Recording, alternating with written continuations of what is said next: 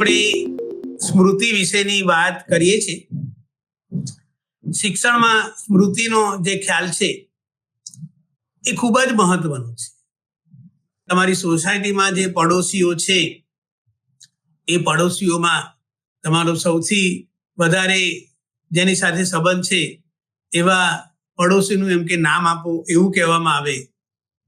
અથવા તમે 10મા ધોરણમાં હતા અને વર્ગમાં તમારો પહેલો નંબર આવ્યો એ વખતે તમને કેવી લાગણી થઈ હતી એના વિશેના અનુભવ તમને કે તમે પહેલી વાર જોબમાં જોડાયા હોવ અને તમારા જે અનુભવ છે એ કોઈ પૂછે. ઘણીવાર આપણે જોઈએ છીએ કે ભાઈ કોઈ વ્યક્તિ રિટાયર થાય એટલે પછી કહે કે ભાઈ મેં દાખલા તરીકે મારી વાત કરું તો એમ કે MA 79માં કર્યા પછી પાર્ટ ટાઈમ લેક્ચરર તરીકે જોડાયો અને પછી ફૂલ ટાઈમ થયો અને જે નવા અનુભવ થયા બે સ્ટુડન્ટ તરીકે અને પછી ટીચર તરીકેના જે કે એક્સપિરિયન્સ છે અને એમ કે 2017માં હું રિટાયર થયો. તો આ જે આખી મારી કેરિયર છે એમાં જુદા જુદી બાબતો બનેલી હોય એના વિશે મને કોઈ પૂછે. અથવા આપણે કહીએ કે ભાઈ હોળીનો તહેવાર ધૂળેટીનો આવવાનો છે તો ગયા વર્ષે તમે એમ કે કેવી રીતે તમે હોળી કે ધૂળેટી કરી, કોની જોડે રમ્યા હતા અથવા કઈ જગ્યાએ તમે એમ કે એને કર્યું. તો આ બધી બાબતો એ માનસિક પ્રક્રિયાનો ઉપયોગ સાથે સંકળાયેલી છે. કે ભાઈ મારે નામ યાદ કરવાનું હોય, મારા અનુભવો યાદ કરવાના હોય કે બીજી બધી બાબતો જ્યારે મારે યાદ કરવાની હોય ત્યારે શું થાય છે કે ભાઈ હું મારી જે મેમરી છે કે ભાઈ આ મેમરીમાંથી હું ધીરે ધીરે કાઢું અને પછી એ રજૂ કરું. તો એ જે માનસિક પ્રક્રિયા છે એને મનોવિજ્ઞાનમાં આપણે સ્મૃતિ તરીકે ઓળખાવીએ છીએ. અને આ એક બોધાત્મક કાર્ય છે. It is a cognitive function. આપણને બોધ થાય છે. આપણે કોઈને 10 વર્ષ પછી મળીએ તો પછી આપણે એનો ચહેરો જોઈને આપણે એનું નામ યાદ કરવા પ્રયત્ન કરીએ. એનું નામ યાદ આપણને આવે અને પછી આ જે આપણું કોગ્નેટિવ પ્રોસેસ છે શરૂ થાય પછી એની સાથેના જે કંઈ સારા ખરાબ અનુભવ હોય અથવા બીજી બધી જે કંઈ બાબતો છે એ આપણને યાદ આવતી હોય છે. એ માટે આપણે એને કહીએ છીએ કે ભાઈ એ બોધાત્મક પ્રક્રિયા છે. અને બોધાત્મક કાર્ય એટલે શું કરીએ છીએ આપણે જે કંઈ શીખીએ છીએ એને જાળવી રાખીએ છીએ અથવા ટકાવી રાખીએ છીએ. કે ભાઈ આપણે કોલેજમાં હોઈએ અત્યારે આપણે વાત કરીએ કે ભાઈ થોડા સમય પછી માર્ચ મહિનામાં 10મા 12માની પરીક્ષા થશે તો જે વિદ્યાર્થીઓ હશે એમણે જે કંઈ શીખેલું છે અને સાથે સાથે માત્ર શીખેલું છે એવું નહીં પણ એને ટકાવી પણ રાખેલું છે તો જ એ પેપરમાં લખી શકશે કે ભાઈ આખું વર્ષ એણે મહેનત કરી હોય તો એ જે કંઈ શીખ્યો છે એ ટકાવી રાખે અને અમુક સમય પછી ભાઈ પરીક્ષા આવે પહેલું પેપર એનું ગુજરાતીનું હોય તો ગુજરાતીનું પેપર એના હાથમાં આવે તો પછી એ શું કરશે ફરીથી એને જે કંઈ બધા પ્રશ્નો તૈયાર કર્યા હશે અને ક્વેશ્ચન પહેલો કયો છે એ વાંચશે પછી એનો જવાબ લખે પછી બીજો કયો છે અને એ રીતે આખી જે અમુક સમયગાળા પછી ફરીથી આપણે એને એમ કે આપણા રિકોલ કરી શકીએ છીએ અને ફરી રજૂ કરવાની જે ક્ષમતા છે એ બાબત એમાં સંકળાય છે. એટલે અહીંયા સ્મૃતિ એ બોધાત્મક પ્રક્રિયા છે અને એમાં આપણે એમ કે શીખેલી જે કંઈ બાબતો છે એને ટકાવીએ છીએ અને અમુક સમય પછી ફરીથી પાછું એને યાદ કરીએ છીએ, રજૂ કરીએ છીએ જેને આપણે કહીએ. આપણે એ પણ વાત કરી હતી કે ભાઈ સ્મૃતિના 3 ઘટકો છે અથવા સોપાનો છે. પેલું આપણે જોયું હતું રેખાંકન, બીજું સંગ્રહ અને ત્રીજું પુનઃ પ્રાપ્તિ. કોઈ પણ વસ્તુ આપણે શીખીએ તો એ આપણા મગજમાં એનું રેખાંકન થાય છે. જેમ કોઈ આપણે ચિત્ર દોરીએ અને આપણે રેખા ચિત્ર શબ્દ કદાચ સાંભળ્યો હશે તો એ જે કંઈ રેખા એ કરે અને જો તમે ઘણીવાર ચિત્રકારને ચિત્ર દોરતા જોયો હશે તો એ જ્યારે ચિત્ર શરૂ કરે ત્યારે આમ લટ્ટી કરે આમ કરે અને પછી ધીરે ધીરે તમે 5-10 મિનિટ પછી જુઓ તો એ સરસ એમ કે કૃષ્ણ ભગવાનનું અથવા કુદરતી દ્રશ્ય એ કરી શકે. તો અહીંયા આ જે આપણે શીખીએ છીએ પછી એ શિક્ષણ શાળામાં જ શીખીએ એવું નહીં. આપણે જાણીએ છીએ કે બે પ્રકારનું ફોર્મલ અને ઇનફોર્મલ શિક્ષણ. શાળામાં તો આપણે સિલેબસ રિલેટેડ બધું શીખીએ, પણ આપણે આપણા ઘરમાં, આપણા પડોશમાં અને આપણે જ્યાં કામ કરતા હોઈએ ત્યાં તો એ બધી જે કઈ બાબતો છે એમાં આપણા જુદા જુદા જે કઈ અનુભવો છે એનું રેખાંકન થતું હોય છે. અને એટલું જ નહીં, માત્ર રેખાંકન થતું નથી પણ એનો સંગ્રહ થાય છે. જેમ આ ગ્લાસ છે કે પાણીનો સંગ્રહ છે અને પછી જ્યારે મારે જરૂર હોય ત્યારે હું એ સંગ્રહ કરીને આખું પાણી હું પીવું. તો આપણે પણ શું કરીએ છીએ, શીખીએ ત્યારે રેખાંકન કરીએ, એનો આપણે સંગ્રહ કરીએ છીએ. પછી જ્યારે ત્રીજું એનું સોપાન શું છે, પુનઃ પ્રાપ્તિ, રિકોલ. આપણે હમણાં વાત કરી ને કે 10મા 12માની પરીક્ષા, કારણ કે આપણે એની એટલા માટે વાત કરીએ છીએ કે આપણે જોઈએ છીએ કે 10મા 12માની પરીક્ષાનો હાવ એટલો બધો હોય છે અને ઘણીવાર ચિંતા વિદ્યાર્થીને તો હોય, સ્વાભાવિક છે, પણ મા બાપને વધારે પડતી ચિંતા હોય છે. એટલે જ્યારે જ્યારે પણ આપણે જોઈએ કે 10મા 12માની પરીક્ષા બોર્ડની શરૂ થાય એટલે જાત જાતના ઇસ્યુ થતા હોય છે. એટલે આપણે મા બાપ પણ કહેતા બધું યાદ રાખજે, જોઈ જજે, આમ કરજે, તેમ કરજે, અને પછી એ પુનઃ પ્રાપ્તિ જો સારી થાય તો આ જે 3 પ્રક્રિયા છે એમાં ક્યાંક મુશ્કેલી થાય કે પેલો પેપર લઈને બેસે, પછી પહેલો ક્વેશ્ચન તો લખી નાખે પણ બીજો પ્રશ્ન જુએ, પછી યાદ કરે અને એને અમુક શબ્દો યાદ ના આવે. તો એ ક્યાંક આ જે 3 બાબતો છે, સોપાનો છે કે એના રેખાંકન, સંગ્રહ કે પુનઃ પ્રાપ્તિમાં ક્યાંક ગડબડ થઈ હોય તો આપણને યાદ રહેતું નથી અથવા તો ઘણીવાર આવતું નથી એ વખતે યાદ. પછી જ્યારે તમે પરીક્ષા ખંડની બહાર નીકળો ત્યારે અરે આ તો આનો જવાબ આ હતો, એમાં આટલા આટલા મુદ્દા આવતા હતા, પણ આ જે આખી વાત છે એને કરી. એટલે રેખાંકન એક પહેલું સ્ટેપ છે, સોપાન છે કે આપણે જો રેખાંકન થયું હશે તો એ મહત્વનું છે. અને એટલું જ નહીં પણ એમાં એનો સંગ્રહ પણ જરૂરી છે. તમે જે કઈ પ્રશ્ન વાંચો એના 4-5 મુદ્દા હોય, 5 ચેપ્ટર હોય અને એ રીતે જુદા જુદા જે કઈ તમારા ટોપિક છે એને ધ્યાનમાં રાખીને તમે એને એ કરો તો એ સંગ્રહ પણ મહત્વનો છે. અને એટલું જ નહીં, આ 2 સોપાનો થયા પછી આપણે હમણાં કીધું ને કે પહેલું પેપર ગુજરાતીનું છે અને વિદ્યાર્થીએ તો એ પહેલા વાંચ્યું હોય, પાછળ થોડું વાંચ્યું હોય, પણ પછી જ્યારે પેપર આવે ત્યારે પુનઃ પ્રાપ્તિ જે છે એ જો બરોબર થશે તો શું થશે કે એને બરોબર એનું રેખાંકન થયું છે, સંગ્રહ કરેલો છે અને પછી લખવા બેસે તો એ પ્રશ્નોના જવાબ આપણે લખવા મળે છે. આપણને બધાને અનુભવ છે. એકવાર કહીએ ને કે પેન શરૂ થાય એટલે લખવાનું શરૂ થઈ જાય, પછી આપણે લખ કરીએ અને ઘણીવાર આપણે જોઈએ છે કે જો ધ્યાન ના રાખીએ તો સમય પણ ખૂટે કે આપણને એ થાય. એટલે આ 3 બાબતોની આપણે વાત કરી છે. આપણે જે ચર્ચા આજે શરૂ કરવાના છે, કરેલી છે અગાઉ, અને એના કન્ટિન્યુએશનમાં જ આપણે એની વાત કરવાના છે. તો આપણે સ્મૃતિના પ્રતિમાનો, મોડેલ્સ ઓફ મેમરી. આમ તો સ્મૃતિના ઘણા બધા મોડેલ જોવા મળે છે, પણ આપણે અહીંયા 3 મુખ્ય જે મોડેલ તમારા અભ્યાસક્રમમાં છે એના વિશેની વાત કરવાના છીએ. તો પહેલું જે મોડેલ છે એ સ્મૃતિનું પરંપરાગત model, traditional model of memory જેને આપણે કહીએ, તો એ કોણે આપેલું છે? એટકિન્સન અને શિફીને આ મોડેલ આપેલું છે. અને એને મેમરીનું સ્ટેજ મોડેલ તરીકે પણ ઓળખવામાં આવે છે, અથવા તો મોડેલ ઓફ મેમરી તરીકે પણ જાણીતું છે. તો આ જે મોડેલ છે એ જો આપણે કોમ્પ્યુટરનું નોલેજ ધરાવતા હોઈએ, અને મોટેભાગે આપણે જોઈએ છીએ કે હવે અત્યારે તો એમ કે પ્રાઇમરીથી જ બાળકને કોમ્પ્યુટર અને હવે તો મોબાઈલની વાત આપણે કરીએ તો એ જો આપણને કોમ્પ્યુટરની કામગીરી ખબર હશે તો એનાથી આ મોડેલ પ્રભાવિત થયેલું છે. અને આપણે જાણીએ છીએ કે જ્યારે જ્યારે કોમ્પ્યુટરની વાત આવે ત્યારે એના મેમરી શબ્દ કદાચ આપણે સાંભળેલો છે.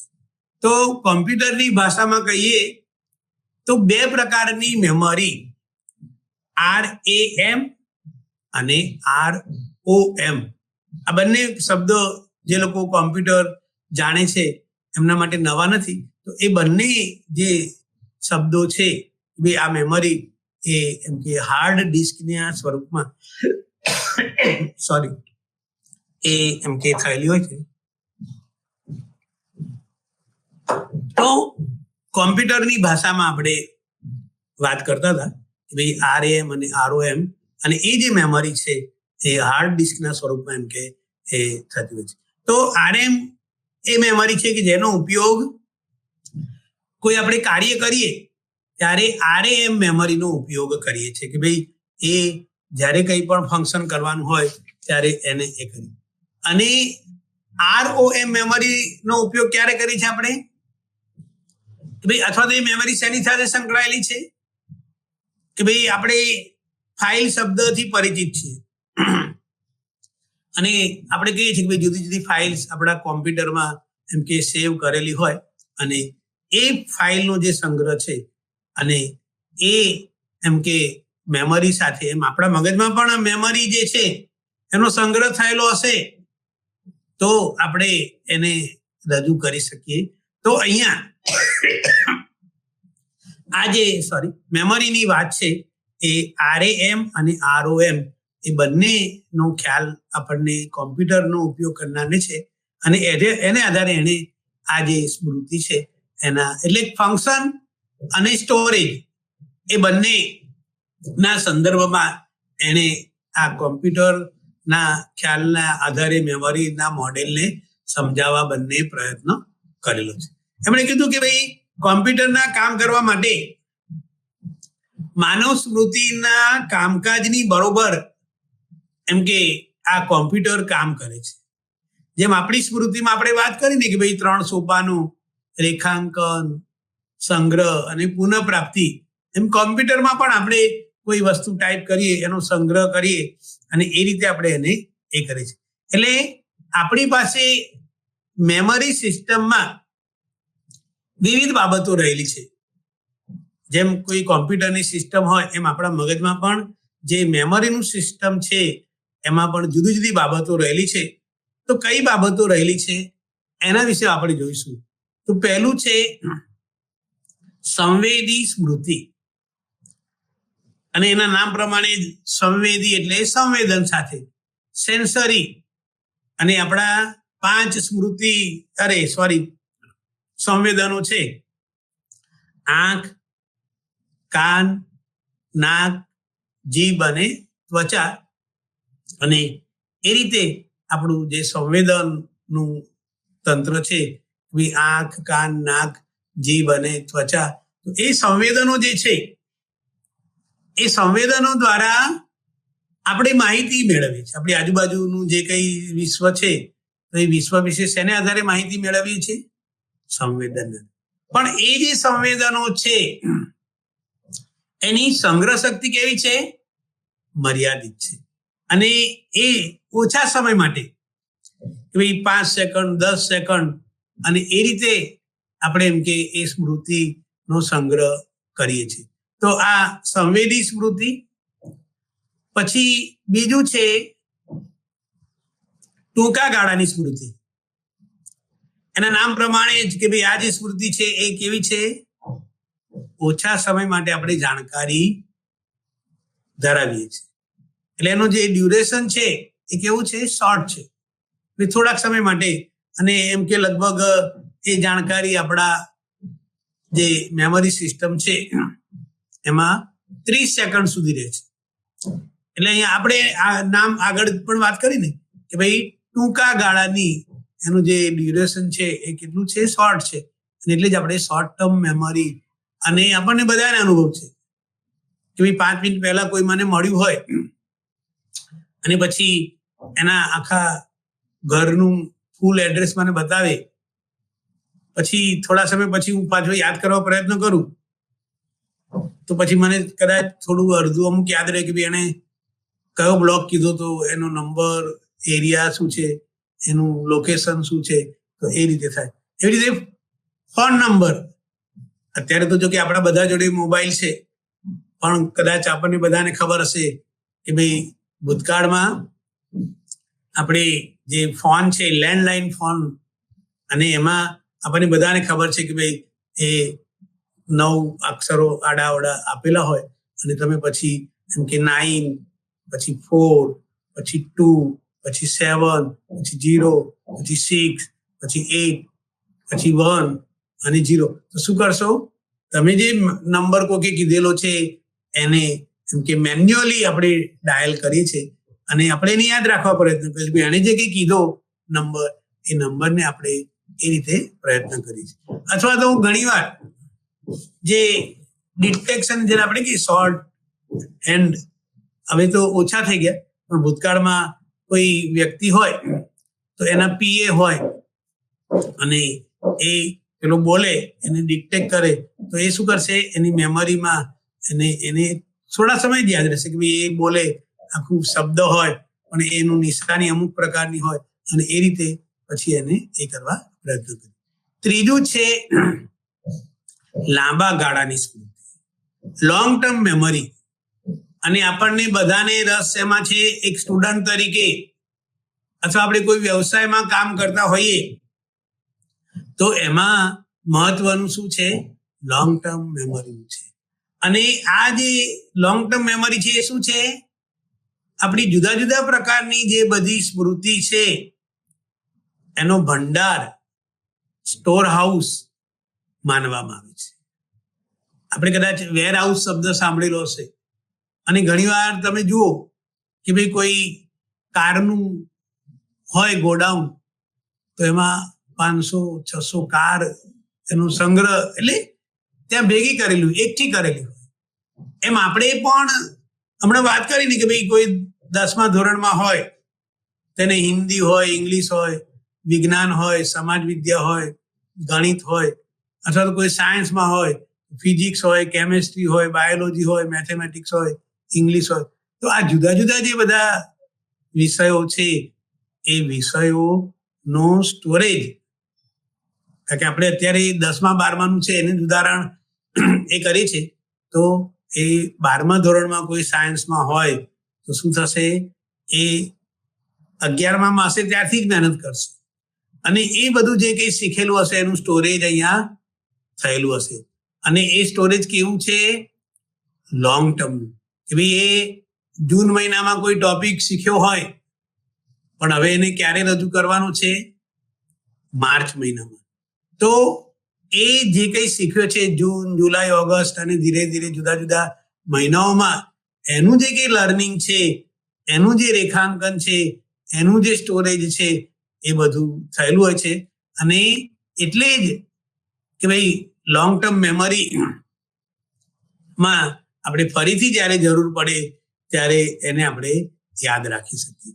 અને આ લોંગ ટર્મ મેમરી કેવી છે કે ગઈકાલે સાંજે તમે શું ખાધું હતું અથવા ગઈકાલે તમે ક્યાં ફરવા ગયા હતા ત્યાંથી શરૂ કરીને તમારા બાળપણના અનુભવ, તમે અત્યારે તમારી જે ઉંમર છે પછી તમને કહે કે ભાઈ 5 વર્ષ પહેલા હોળીનો તહેવાર કેવી રીતે તમે ઉજવતા હતા, પતંગનો તહેવાર કેવી રીતે ઉજવતા હતા, નવરાત્રીનો તહેવાર કેવી રીતે ઉજવતા હતા. તો 5 વર્ષ પહેલા, પછી એનાથી પણ આગળ એમ કે 10 વર્ષ પહેલા તમે આ બધા તહેવારો કેવી રીતે કરતા. તો એ બધું શેમાં સ્ટોર થયેલું છે અથવા તો કઈ સિસ્ટમમાં છે મેમરીની? લોંગ ટર્મ મેમરીમાં આ બધું એમ કે સંગ્રહાયેલું છે. અને એટલે જ આપણે જ્યારે જરૂર પડે ત્યારે ભાઈ આખું વર્ષ મહેનત કરેલી હોય અને પછી પરીક્ષા આપવાની હોય ત્યારે આપણે કહીએ છીએ ને કે ભાઈ જેણે મહેનત બરોબર કરી હશે તો એ જ્યારે આ શોર્ટ ટર્મ મેમરીમાંથી લોંગ ટર્મ મેમરીમાં ગયું હશે તો એને કરી. આપણે એનું જે મોડેલ છે એની આકૃતિ છે જોવા પ્રયત્ન કરીશું. અને એ આકૃતિમાં અહીંયા છે માહિતી, એ માહિતી એમ કે આ સંવેદી સ્મૃતિ, ત્યાર પછી શોર્ટ ટર્મ અને લોંગ ટર્મ એ થાય. અને જ્યારે આપણે કોઈ માહિતી કરીએ ત્યારે આપણે શું કરીએ છીએ, એનું ધ્યાનથી જોઈએ છે કે ભાઈ માહિતી આપણે જો ધ્યાન રાખીને કરીએ છે તો આપણી સંવેદી સ્મૃતિમાં જશે અને શોર્ટ ટર્મ મેમરીમાં પણ જશે. અને ત્યાર પછી કે ભાઈ એનું આપણે વિસ્તારથી એને એ કરીશું. તો અહીંયા આ એટકિન્સનનું જે મોડેલ છે એમાં 3 જે બાબતો છે એની આકૃતિના દ્વારા આપણને વધારે એ થશે. તો અહીંયા આપણને એક પ્રશ્ન થાય કે ભાઈ તમે કીધું કે સંવેદી સ્મૃતિ છે, પછી એમાંથી એમ કે શોર્ટ ટર્મ મેમરીમાં માહિતી જાય અને શોર્ટ ટર્મ મેમરીમાંથી એ માહિતી લોંગ ટર્મ મેમરીમાં જાય.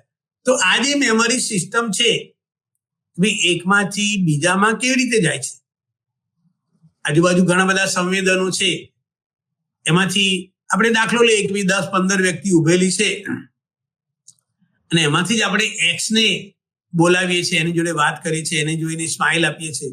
તો બીજા બધા આપણા માટે અજાણ્યા છે. તો આપણી સંવેદી સ્મૃતિમાં જે એક્સ છે પછી આપણે આપણી શોર્ટ ટર્મ મેમરીમાં રહે. પછી આપણે કહીએ કે ના ભાઈ આ હું જ્યારે 10મા ધોરણમાં હતો ત્યારે આ મારી સાથે એમ કે હતો, અને એ રીતે આપણે એને એ કરીએ છીએ. તો અહીંયા માત્ર એવી જ માહિતી આપણને આકર્ષિત કરે છે અને એ જ માહિતી શું થાય છે, આપણી સંવેદી સ્મૃતિમાં જાય છે. અને એમાંથી પછી ક્યાં જાય છે? શોર્ટ ટર્મ મેમરીમાં. અને એ માહિતીને જ્યારે આપણે કે ભાઈ એને એ શોર્ટ ટર્મમાંથી શું કરે છે, એનો વિસ્તૃત પૂર્વ અભ્યાસ કરે છે, પ્રેક્ટિસ કરે છે. આપણે કીધું ને કે ભાઈ 12મા ધોરણમાં કોઈ હોય તો ફિઝિક્સનો કોઈ નિયમ હોય, કોઈ થિયરી હોય, તે બરોબર એનું પ્રેક્ટિસ કરશે. 1 વાર વાંચશે, 2 વાર વાંચશે, વાંચીને લખે, અથવા તો એના ટીચરે બરોબર સમજાવ્યું હોય તો એ જે શું થશે, એ જે થિયરી છે એની લોંગ ટર્મ મેમરીમાં સ્થાન પામશે. એટલે અહીંયા માહિતીના અર્થના સંદર્ભમાં અને તે માહિતી જે છે એ શોર્ટ ટર્મ મેમરીમાં આપણામાં રહેલી છે અને પછી એ શેમાં ટ્રાન્સફર થાય છે, લોંગ ટર્મ મેમરીમાં. એટલે સંવેદી પાસું, ટૂંકા ગાળાની સ્મૃતિ અને પછી લાંબા ગાળાની સ્મૃતિ. અને એ જે આખી છે એને એક આપણે આકૃતિ દ્વારા એને સમજવા પ્રયત્ન કરીશું કે ભાઈ જે સંવેદન છે એમાંથી પછી એ શોર્ટ ટર્મ અને એ આખી જે વાત છે કે ભાઈ એનું સ્થાનાંતર ક્યાં થાય છે, લોંગ ટર્મ મેમરીમાં. એટલે આપણા બધા માટે શું મહત્વનું છે, લોંગ ટર્મ મેમરી. જો આપણે ગમે તેટલું શીખીએ, હમણાં હું કંઈક પૂછું, અત્યાર સુધી આપણે જે કંઈ ચર્ચા કરી છે તો તમે તરત જવાબ આપો. પછી હું કાલે 4 દિવસ પછી, અઠવાડિયા પછી પૂછું તો તમે આ મંગળવારે 12:20 થી 1:20 ઓનલાઈન લેક્ચરમાં મેમરીની વાત કરી હતી અને એના મોડેલની વાત કરી હતી, અને એ મોડેલમાં એમ કે શેની વાત કરી હતી આપણને જો ખબર ના હોય તો આપણને એ થતું હોય.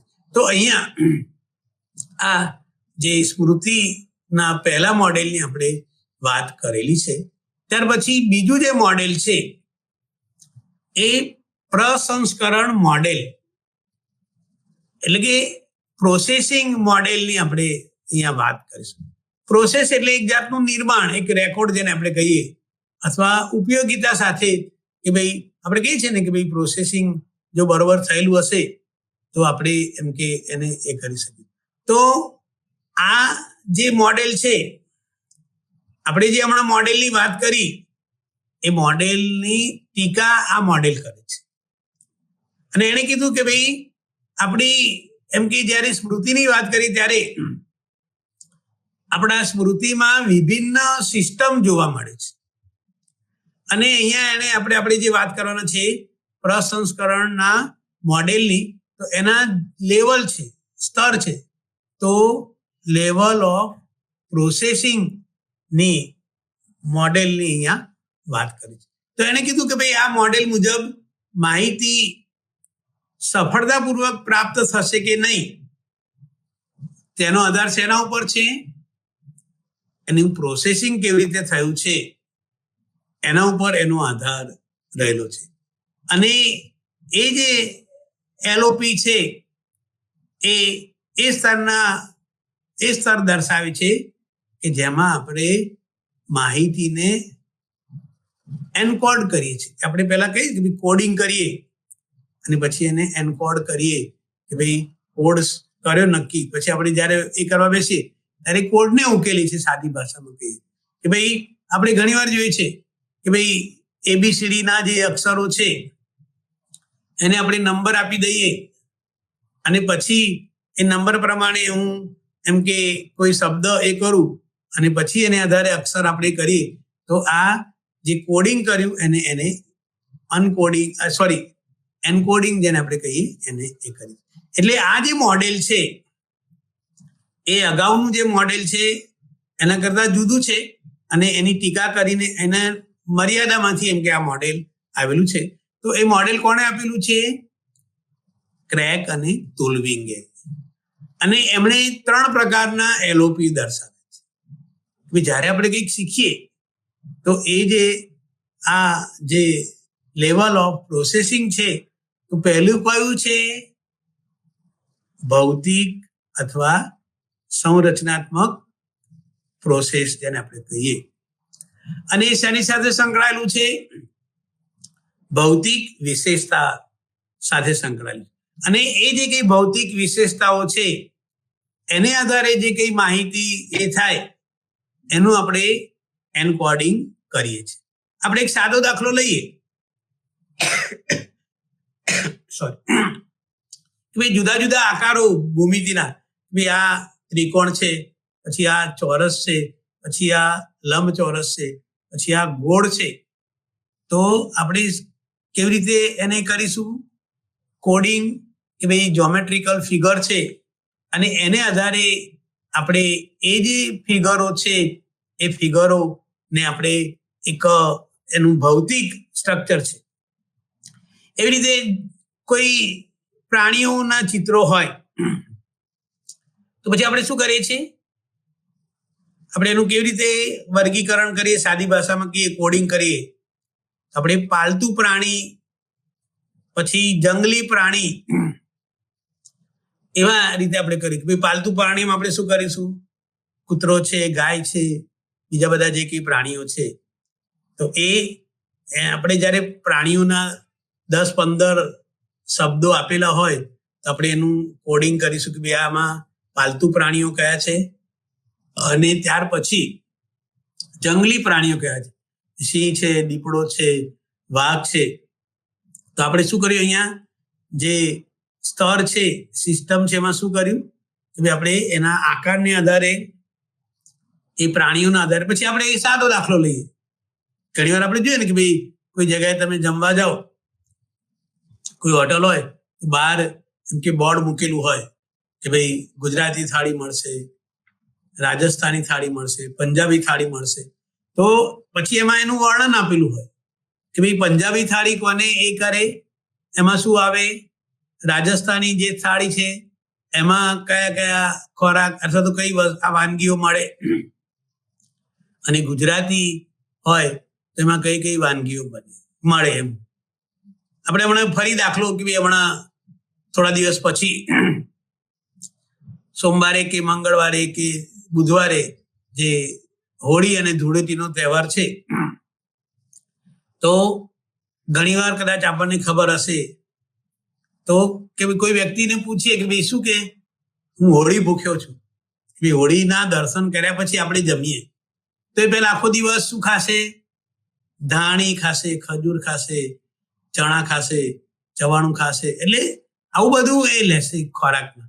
અને પછી તો આપણને એ થાય, કોઈને ત્યાં દિવાળીના તહેવારમાં આપણે જઈએ તો જે ખાદ્ય પદાર્થો છે, એટલે અહીંયા ભૌતિક જે બાબતો છે એને એમ કે આ લેવલ ઓફ પ્રોસેસિંગ એ ભૌતિક રીતે આપણે કરીએ છીએ અને એ કરીએ છીએ. ત્યાર પછી બીજું સ્તર છે ધ્વનિયાત્મક, ધ્વનિ, અવાજ જેને આપણે કહીએ. તો એ કેવું લાગે છે, હું બોલું છું અત્યારે, પછી હમણાં મારો અવાજ કદાચ શરદી થોડું એ થાય અને મારું એ થઈ જાય, અને એ રીતે મારી જે બોલવાની છે. તો અને હું અત્યારે બોલું છું, તો તમે સાયકોલોજીના સ્ટુડન્ટ હશો અને તમારે આ જનરલ સાયકોલોજી નો ટોપિક જે છે એના સંદર્ભમાં તો તમે હું જે કઈ વાત કરીશ એનું પહેલા કોડિંગ અને પછી એનકોડિંગ કરશો કે ભાઈ ના, આ મેમરીની વાત થાય છે, મેમરીમાં અત્યારે મોડેલની વાત થાય છે, ભાઈ એના જે સોપાનો છે એ આપણે જોઈ ગયા છીએ, પણ અત્યારે હું જે વાત કરું છું એ એનું હું મારું જે કઈ બોલવાનું છે અને એને આધારે એને આપણે કરીએ. એટલે ઘણી વાર આપણે જોઈ છે ને ભાઈ ઘણા શબ્દો આપણે સાંભળીએ, દાખલા તરીકે હું હેટ શબ્દ બોલું તો તમને તરત એમ કે કેટ, હેટ, કેટ, રેટ, તો એ શું થશે? એક જાતનું જે અવાજ છે, ધ્વનિ છે, અને એ રીતે એનું એનકોડિંગ થશે. જુદા જુદા શબ્દોને આપણે એ કરવા પ્રયત્ન કરીએ.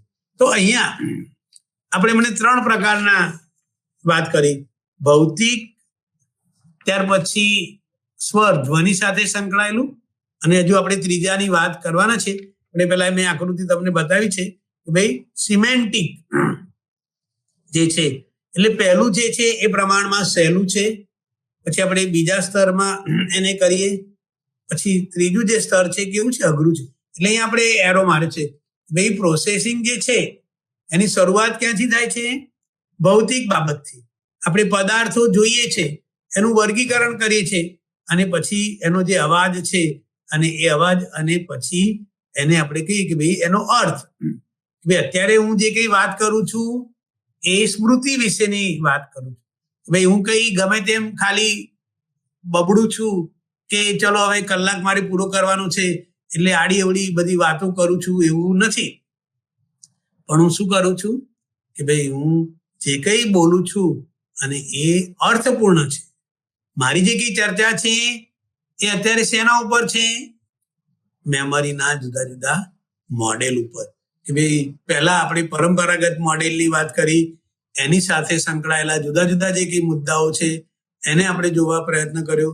ત્યાર પછી આ પ્રોસેસિંગનું જે મોડેલ છે એની અત્યારે આપણે વાત કરી છે. અને ત્રીજું જે સ્તર છે એમાં છે સિમેન્ટિક પ્રોસેસ. અહીંયા આપણે એનો અર્થ કે ભાઈ જે વ્યક્તિ સાયકોલોજીનું છે અને આ કોર્સમાં એને એડમિશન લીધું છે તો એને જુદા જુદા કે ભાઈ પહેલા આપણે વાત કરી હતી મનોવિજ્ઞાનની વ્યાખ્યા, એના જુદા જુદા સંપ્રદાયોની.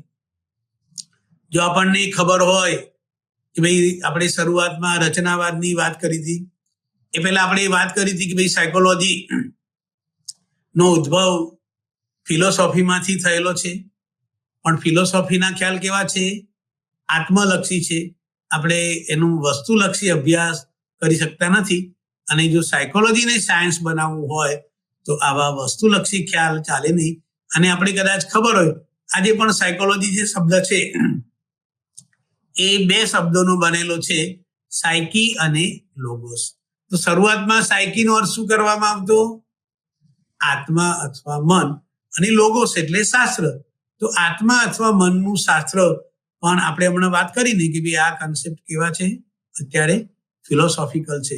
અને આપણે જો મનોવિજ્ઞાનને વિજ્ઞાન બનાવવું હોય તો જેમ એ વખતે નેચરલ સાયન્સ હતા બધા, ફિઝિક્સ છે, કેમેસ્ટ્રી છે, બાયોલોજી છે, તો એ બધામાં જે રીતે સાયન્ટિફિક સ્ટડી થાય છે કે જેનું આપણે નિરીક્ષણ કરી શકીએ, જેનો આપણે અભ્યાસ કરી શકીએ, જેના ઉપર પ્રયોગ કરી શકીએ, એવી જ સામગ્રી સબ્જેક્ટ મેટર સાયકોલોજીનું શું હોવું જોઈએ કે જેની આપણે ચકાસણી કરી શકીએ. અને એ બધી બાબતો, અને એ વખતે જેમ ફિઝિક્સની લેબ, કેમેસ્ટ્રીની લેબ હોય એમ સાયકોલોજીની પણ લેબ શરૂ થયેલી છે. અને આપણને બધાને ખબર છે કે ભાઈ 1879માં એમ કે સૌ પ્રથમ જર્મનીમાં લિપ્ઝિગ ખાતે મનોવિજ્ઞાનની પ્રથમ પ્રયોગશાળા શરૂ થઈ. અને એ જે પ્રયોગશાળા છે એમાં એમ કે આ સંવેદન અને બીજા બધા જે કઈ પાસાઓ છે આપણા વર્તનના, એને ધ્યાનમાં રાખીને અભ્યાસો થયેલા છે.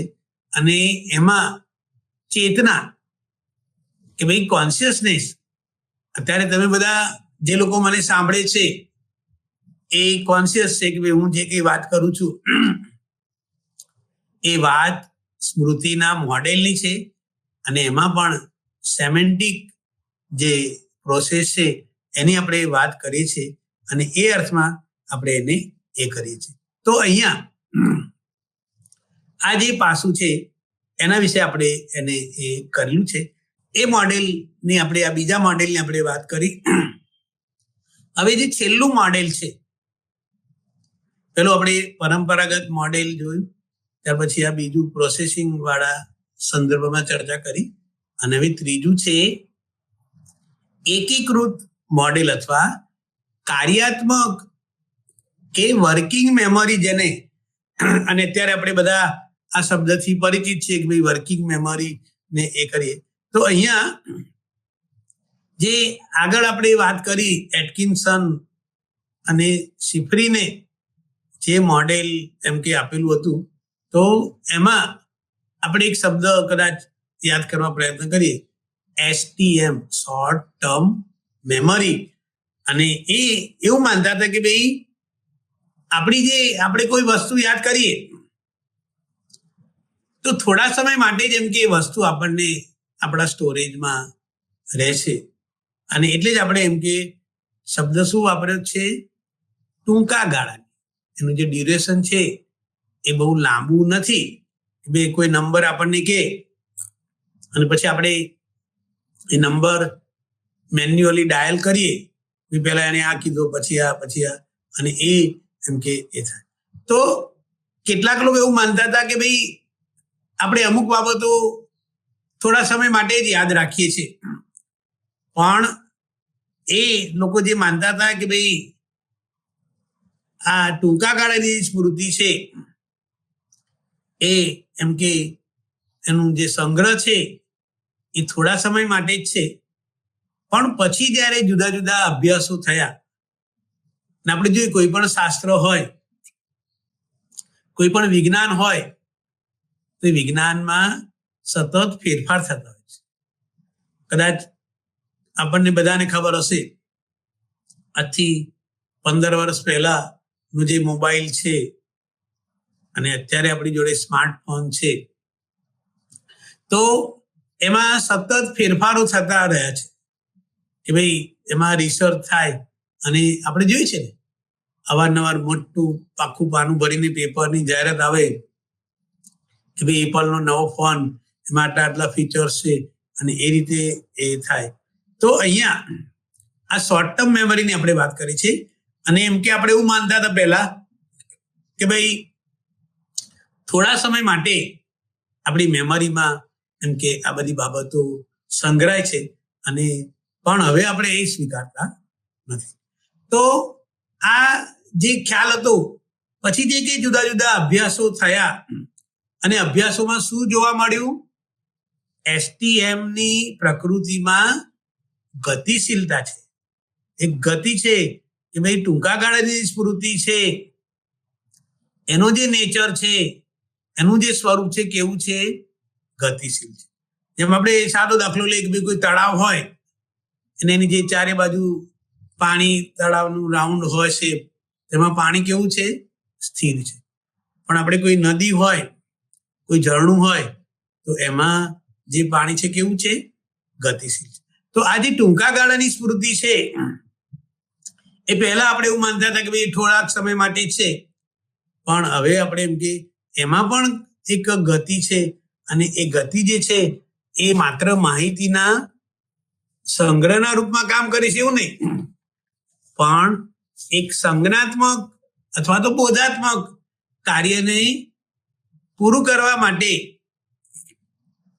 જે માહિતી છે એના ફેરફાર માટે પણ જવાબદાર છે.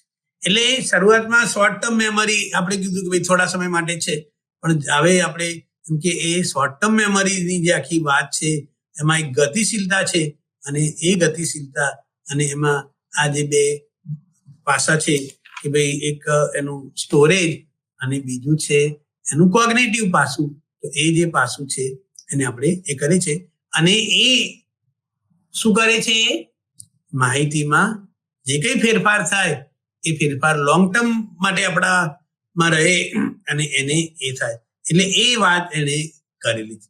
તો આ જે કન્સેપ્ટ છે, આપણે જે અત્યારે મોડેલની વાત કરીએ છીએ, એમાં એને એમ કે આ જે બાર્ડેલિયા અને હિચ કરીને જે બે જણ છે, એમણે પ્રોસેસિંગના સ્તરની વાત કરી, લેવલ ઓફ પ્રોસેસિંગ.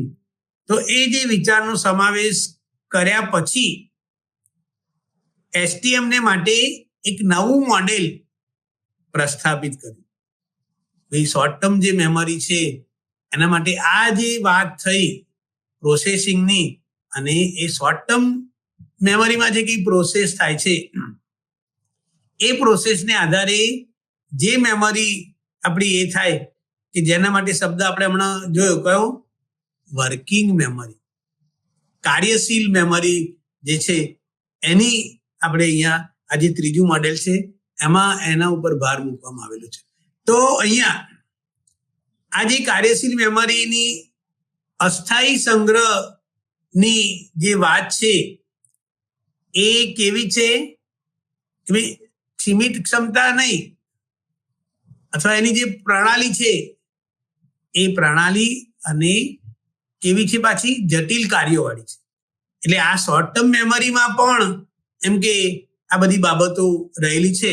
દાખલા તરીકે આપણે કહીએ કે ભાઈ સમજણ, અન્ડરસ્ટેન્ડિંગ, શીખવું, લર્નિંગ અને તર્ક કરવું, રીઝનિંગ જેને આપણે કહીએ. તો આ શોર્ટ ટર્મ મેમરીમાં આ ત્રણ બાબતો કે ભાઈ હું જે કંઈ બોલું છું એમાં સમજણ પડે, કોઈ વ્યક્તિ ભાષણ આપતો હોય, કોઈ ધર્મગુરુ કોઈ વાત કરતા હોય મહાભારતની કે રામાયણની, તો આપણને એમ કે સમજણ પડે, એ બાબત પણ મહત્વની છે. કે ભાઈ ઘણી વાર આપણે જોઈએ ને, ઘણા પછી રામાયણમાં મહાભારતના પાત્રો ઘુસાડ દે, અથવા તો મહાભારતમાં રામાયણના પાત્રો ઘુસાડે. તો એવું નહીં, પણ આપણે જ્યારે આ શોર્ટ ટર્મ મેમરીની એ કરી છે ત્યારે એમાં એક જાતનું અન્ડરસ્ટેન્ડિંગ હોય છે, અને જો અન્ડરસ્ટેન્ડિંગ હશે તો એ લોંગ ટર્મ મેમરીમાં એનું જે આપણે પુનરાવર્તન કરીને કરીએ એ થશે. એટલે આપણે કહીએ છીએ ને, જે કંઈ શીખીએ એ સમજીને શીખવું જોઈએ. પછી આપણે કહીએ છીએ ને, ઘણા ગોખી નાખે, પહેલા શબ્દથી શરૂ કરીને એ આખો પેરેગ્રાફ ગોખી નાખે, પણ જો સમજણ વગર એને તૈયાર કર્યું હશે તો શું થશે? પહેલો શબ્દ ભૂલી જાય અને પછી એ ગાડી અટકી જાય, પછી ગમે તેટલા પ્રયત્ન કરે, બેઠો બેઠો એમ કે આમ નીચું નાખીને કરે, પણ એ જો ગોખેલું હશે એટલે એને સમજણ નહીં પડી હોય તો એ થતું છે. ત્યાર પછી એમાં લર્નિંગની વાત, આપણે કદાચ આના પહેલાનો ટોપિક લર્નિંગ, એના પ્રકારોની બધી વાત કરી હતી. એટલે આપણે કંઈક શીખીએ છીએ, સાયકોલોજી શીખીએ, સોશિયોલોજી શીખીએ, સાયન્સ શીખીએ, કે બીજી બધી જે કઈ બાબતો આપણે શીખીએ છીએ, તો એ લર્નિંગની જે વાત છે. અને રીઝનિંગ, એની પાછળનો તર્ક શું છે? કે ભાઈ આપણે સાદો દાખલો લઈએ કે ભાઈ કોરોનાની જે વાત છે, તો એની પાછળની આખી જે કઈ રીઝનિંગની પ્રોસેસ કેમ થાય છે, એનો ફેલાવો અને એનું ટ્રીટમેન્ટ અને બધા જે કઈ પાસાઓ છે. એટલે જેમ આપણે કહીએ ને કે વરસાદ પડે તો એની પાછળની આખી જે પ્રક્રિયા છે એની સાદી ભાષામાં કે એક કુદરતની સાયકલ છે. ઉનાળામાં ખૂબ ગરમી પડે, સમુદ્રનું જે પાણી છે એ વરાળ થઈને એમ કે ઉપર જાય, અને પછી એના વાદળ બંધાય, અને પછી અમુક સમય પછી એ વરસાદ રૂપે પાછું જમીનમાં આવે. તો આપણે એ રીતે આપણે એને સમજાવીએ. એવું નહીં કે ભાઈ ઉપર કુદરતે ચલો હવે બધા નળ ખોલી નાખો એટલે બધા જગ્યાએ વરસાદ પડે, એવું આપણે કોઈ લોજિક કરે, આપણે એને સાચું માનતા નથી. એટલે આપણે જે કંઈ શીખીએ છીએ એમાં એનું જે રીઝનિંગ છે કે ભાઈ આ જે સિદ્ધાંત છે એની પાછળ કયું રીઝન રહેલું છે, આપણે એનું પાછળનું લોજિક શું છે, એ જો આપણે સમજીએ તો એ આપણી જે સ્મૃતિ છે એમાં વધારે સારી રીતે થાય. એટલે આપણે ઘણી વાર કહીએ છીએ ને, તારી દલીલો લોજિકલ નથી, એમાં કશું રીઝન નથી. ઘણીવાર કોઈ વ્યક્તિ આખી વાત કરે, કલાક સુધી બોલે, પણ કશું આપણને એમાં સાદી ભાષામાં કહીએ કે ભાઈ સાંધો મળે નહીં, એ કોઈ જાતની લિંક એના એકબીજા સાથે ના હોય, અને એ રીતે વ્યક્તિ એમ કે એ કરે. તો અહીંયા આ જે આપણે વર્કિંગ મેમરી, કાર્યશીલ મેમરી છે, એમાં બેડલે એના 4 ઘટકોની વાત કરી છે. આ જે વર્કિંગ મેમરી છે એના કયા ઘટકો છે એને આપણે એક પછી એક જોવા પ્રયત્ન કરીશું, તો કદાચ આપણને વધારે સારી રીતે એનો ખ્યાલ આવશે. તો પહેલું છે કેન્દ્રીય કાર્યકારી, સેન્ટ્રલ એક્ઝિક્યુટિવ. એમાં એનું નામ આપણને એના ઉપરથી જ ખ્યાલ આવે. જેમ આપણે સાદો દાખલો લઈએ કે ભાઈ રાજ્ય સરકાર અને કેન્દ્ર સરકાર, કેન્દ્ર સરકારની ઓફિસ, રાજ્ય સરકારની ઓફિસ, એટલે અહીંયા એક કેન્દ્રીય જે પાસું છે, અને આ આપણામાં એક કાર્યકારીના રૂપમાં કામ કરે છે. એ જે છે એ કેવું છે? સંજ્ઞાત્મક સમન્વય, કોગ્નિટિવ કોઓર્ડિનેશન, અને એનું એક સંચાલન જેને આપણે કહીએ, તો એ સંચાલનનો સમન્વય અને નિયમન. આ કેન્દ્રીય કાર્યકારી શું કરે છે? સંજ્ઞાત્મક સંચાલન કરે છે, અને એમાં આપણે શું કરીએ છીએ? એનું કોઓર્ડિનેશન કરીએ છીએ કે ભાઈ જે કંઈ કોગ્નિટિવ પાસું છે એને આપણે એમ કે એ કરવા પ્રયત્ન કરીએ છીએ, અને પછી આપણે એને એમ કે એ રીતે એને જોવા પ્રયત્ન કરીએ. તો અહીંયા આ સંજ્ઞાત્મક સંચાલનમાં આપણે એના સમન્વય અને નિયમન, એનો કંટ્રોલ, એ 2 બાબતોને આપણે એ કરી છે. તો એમાં પણ ઉપસમન્વયની પ્રણાલીઓ જે છે એ મહત્વની છે. તો એમાં પહેલું શું છે? ધ્વન્યાત્મક અવાજ, જેને આપણે ધ્વનિ કહીએ એ લૂપ. પછી વિઝ્યુઅલ જેને આપણે કહીએ, તમે અત્યારે મને જોઈ રહ્યા છો અને એ તમે મને સાંભળો છો, તો મારું ધ્વનિ જે છે, અવાજ, એ હમણાં મને સહેજ ખાંસી આવે અથવા તો મારો જે અવાજ છે એમાં થોડુંક અપડાઉન થાય, અથવા હું ખોખારો કહું તો એને કારણે એ જે વાત છે, એટલે ધ્વન્યાત્મક લૂપ.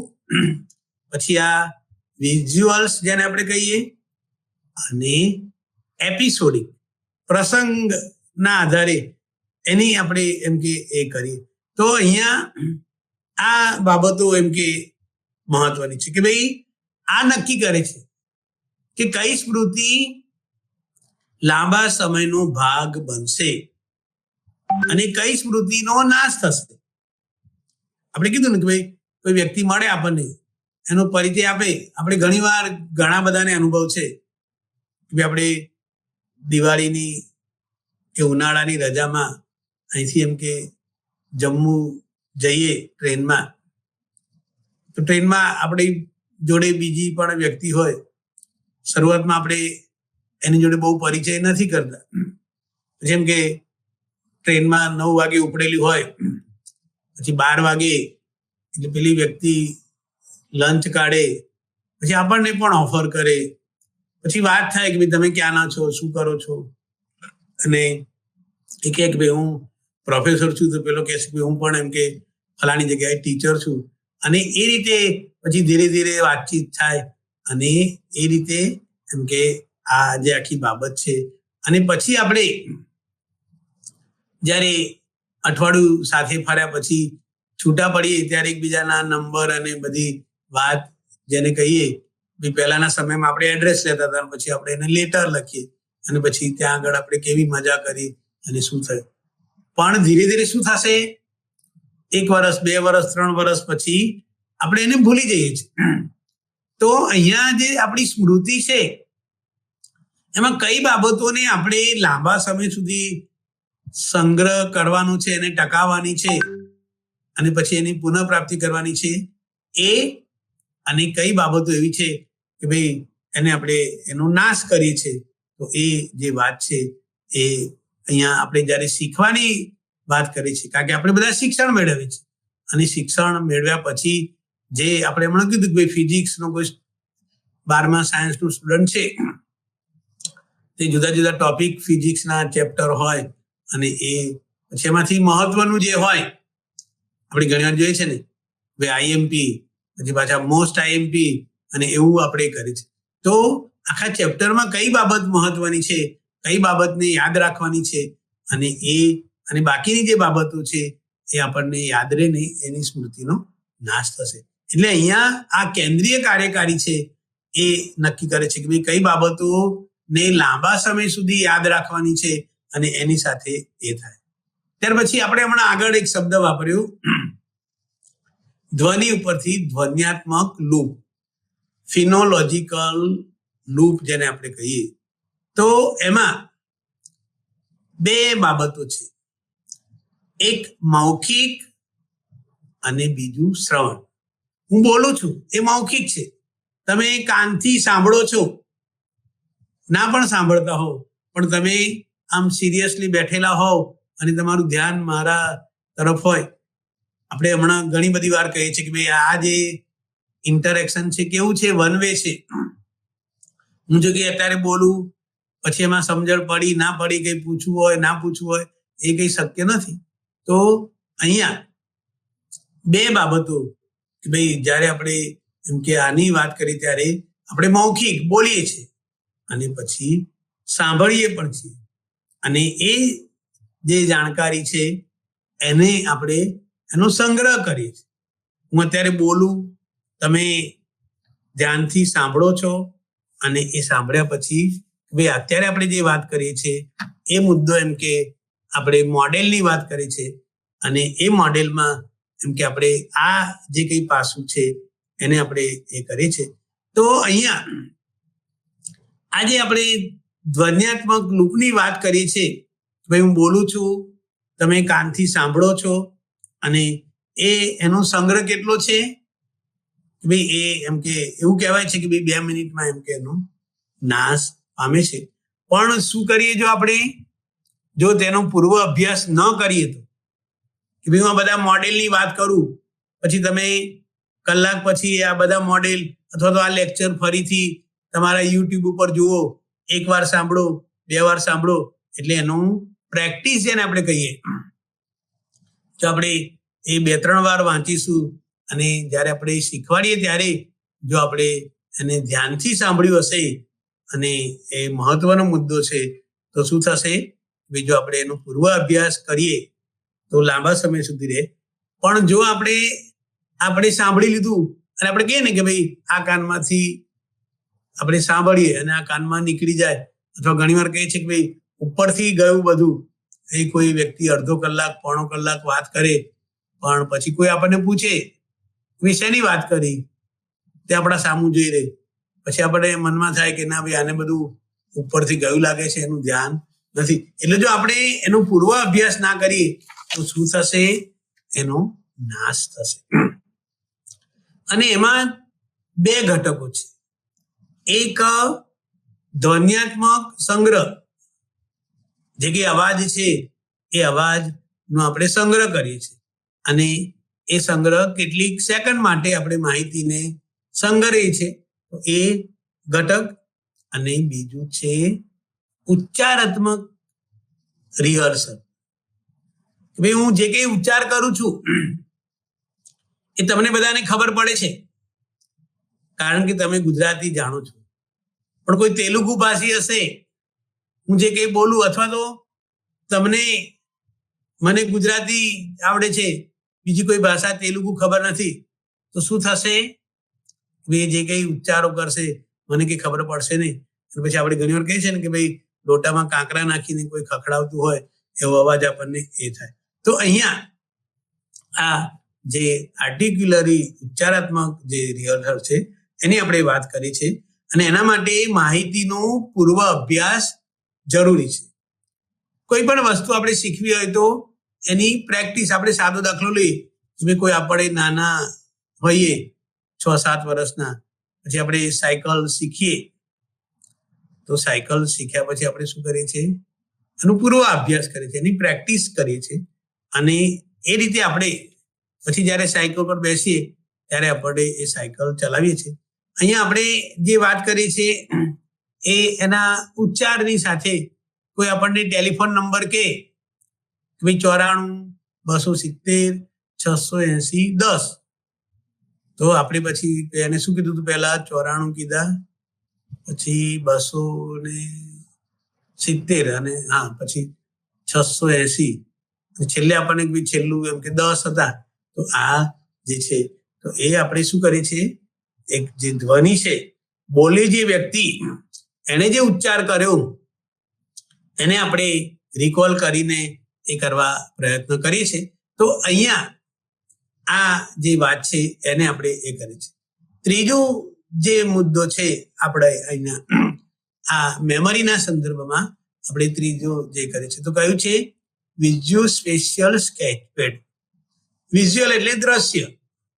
જેમ અત્યારે તમે મને જોઈ રહ્યા છો, તો એ જે જોવાને લગતું અથવા હું કોઈ વર્ણન કરું કે ભાઈ કોઈ સ્થળનું વર્ણન કરીશ તો એનું શબ્દ ચિત્ર આપણે ઘણી વાર કહીએ છીએ ને, ભાઈ કોઈ પેરેગ્રાફ આપણે વાંચીએ, કોઈ વ્યક્તિ વિશેનો પેરેગ્રાફ હોય, કોઈ સ્થળ વિશેનો હોય, અથવા તો કોઈ વાનગી હોય એનું શબ્દ ચિત્ર એનું વર્ણન આપેલું હોય, તો શું થશે કે ભાઈ આપણે કોઈ કહે કે ભાઈ એનો આકાર આવો ગોળ ગોળ હોય છે, એનો રંગ પીળો છે, એનો સ્વાદ આવો છે, એમાંથી રસ જળતો હોય છે, તો પછી આ બધી જે કઈ બાબતો છે એ આપણે શું કરે છે, એ જે શબ્દ ચિત્ર છે એને આધારે આપણે કહીએ કે ના ભાઈ આ જે ખાવાનો પદાર્થ છે શું છે?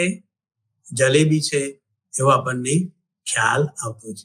અથવા આપણે ઘણી વાર આપણે અત્યારે તો જો કે બહુ ઓછું જોવા મળે છે, પહેલાના સમયમાં દાદા દાદી એમ કે વાર્તા કે તે વાર્તા તો શબ્દો દ્વારા કહેતા હોય કે ભાઈ એક હતો રાજા, પછી એ જંગલમાં ગયો, ત્યાં આગળ એને વાઘ જોવા મળ્યો.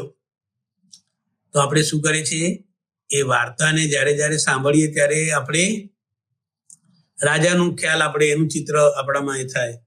પછી ઘોડા ઉપર જંગલમાં જાય, પછી અંદર જાય, પછી એમ કે એ સિંહ કે વાઘને જુએ.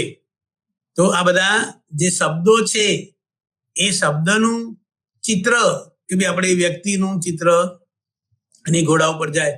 એ રીતે કોઈ ઉખાણે પૂછે આપણને તો આપણે પણ વિચારીએ છીએ કે ભાઈ આ શબ્દો એને જે ઉખાણાની વાત કરી, જે પઝલ્સ આપણે કહીએ છીએ ને કે ભાઈ પઝલ જુદી જુદી એવું કે, તો એમાં આપણે શું કરીએ છીએ કે ભાઈ આપણા મગજમાં આ બધી બાબતોની માનસિક તસવીર આપણામાં આવે છે. આપણે હમણાં વાત કરી રાજાની કે ભાઈ રાજા એમ કે પોતાના મહેલમાંથી નીકળે, પછી ઘોડા ઉપર બેસે, જંગલમાં જાય, ત્યાં સિંહ કે વાઘ એને એ થાય, અને એ રીતે એની તસવીર એમ કે જોવા મળતી હોય છે.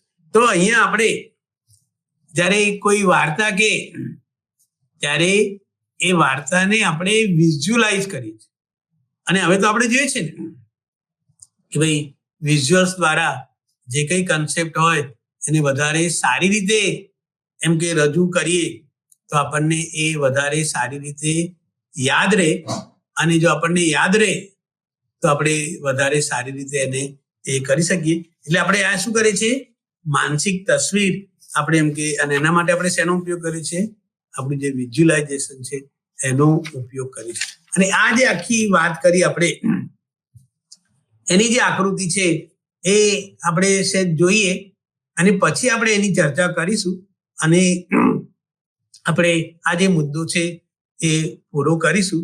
તો અહીંયા આકૃતિ જે છે એમાં આપણે આગળ વાત કરી કે ભાઈ કેન્દ્રીય કાર્યકારી, સેન્ટ્રલ એક્ઝિક્યુટિવ, અને પછી આપણે એના જે ભાગ પાડ્યા છે તો એમાં છે એનું ધ્વન્યાત્મક ભંડાર. જુદા જુદા શબ્દો જે છે આપણે સાંભળીએ છીએ, જે ધ્વનિ આપણને જુદા જુદા સંભળાય કે ભાઈ પ્લેનનો અવાજ, કારનો અવાજ અથવા બાઇકનો અવાજ, એના જે જુદા જુદા ધ્વનિ છે. ચોમાસામાં વરસાદ પડે ત્યારે જે અવાજ છે તો એ, ત્યાર પછી સબ વોકલ જે આપણા રિહર્સલ છે એનું. તો આ બધા કેવા છે, ધ્વન્યાત્મક લૂપ છે. અવાજ જે છે, ધ્વનિ જે છે એને આધારે આપણે એને એ કરીએ છીએ. અને ત્યાર પછી એમાં એપિસોડિક બફર અને વિઝ્યુઅલ અને આ આખી જે ઘટના છે એને આપણે વર્કિંગ મેમરી તરીકે ઓળખાવીએ છીએ. તો નેક્સ્ટ ટાઈમ આપણે આ મેમરીવાળા મુદ્દાની ચર્ચા કરીશું. નમસ્કાર. અને આપણે મેમરી શીખીએ છીએ તો આપણે એનું રિવિઝન પણ કરીએ.